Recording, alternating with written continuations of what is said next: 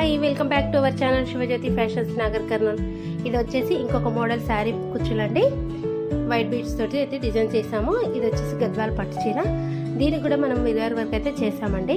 ఈ మిర్రర్ వర్క్కి ఏంటంటే ఒరిజినల్ మిర్రర్సే వాడతాం మనము.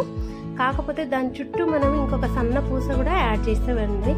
దానివల్ల లుక్ కూడా చాలా డిఫరెంట్గా ఉంటుంది. మామూలు మిర్రర్కి ఈ మిర్రర్కి చూడండి, చుట్టూ వైట్ కలర్ పూస లేకుంటే గోల్డ్ కలర్ శారీకి ఏది మ్యాచింగ్ అయితే ఆ పూసలు అయితే పెడతామండి.